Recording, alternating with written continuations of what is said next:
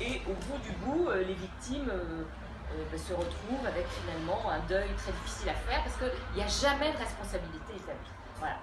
Donc, pour rebondir sur le lancement qui a été fait, on n'était pas parti d'un préjugé idéologique, on était juste parti de chapitres où on se disait, mais quand même, c'est pas possible, quoi. Ça dysfonctionne trop, il faudrait qu'on comprenne quelle est la logique de tout ça.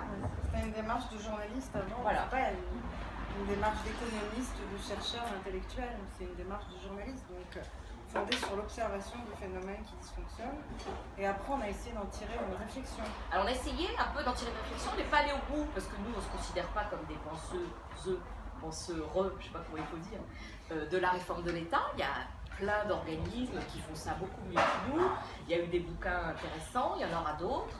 Peut-être que l'Institut Copé en publie régulièrement. Donc voilà, nous on ne se posait pas en spécialiste, mais il y a quand même un moment où on s'est dit, il y a un effet de sens. Oui, il y a un effet de sens, il y a un effet de système, quoi. C'est pas possible que chaque fois qu'on aurait pu doubler le volume du bouquin, parce que chaque fois qu'on faisait un chapitre supplémentaire, on retombait sur des trucs, on disait non, ils ont quand même pas fait ça, c'est pas possible. Ah, mais si, ils l'ont fait. Bon. Et alors là, c'est des acteurs individuels, c'est parce qu'il y a des voyous de l'État. Ah mais non, pas du tout, c'est des gens très bien. Souvent, chaque fois qu'on enquêtait, bon, il y avait des gens un peu borderline qui avaient essayé de se sauver, il y avait des voyous de l'État, mais à la limite, c'est même pas le sujet du bouquin, les voyous de l'État. Même si on en a pointé un ou deux quand c'était vraiment trop énorme. C'est ni la corruption ordinaire, ni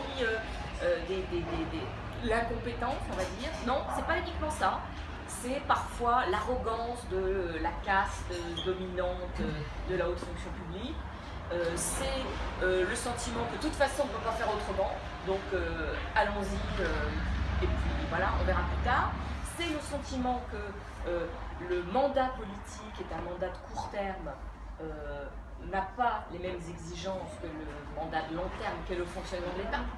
Donc EcoMove, aujourd'hui Ségolène Royal dit je n'honorerai pas la signature, et en fait il y aura donc les tribunaux vont s'en mêler, ça va être un gros bis, évidemment, et peut-être que dans 10 ans, on aura la vraie addition. Mais dans 10 ans, Madame Royal sera à la retraite, et donc elle aura été remplacée par d'autres politiciens, et donc qui voilà, diront bah c'est pas moi, c'est les autres. Et en effet, ça n'aura pas été eux, c'est les autres, mais simplement il faudra payer l'addition, et l'addition, comme d'habitude, c'est le contribuable qui la paye.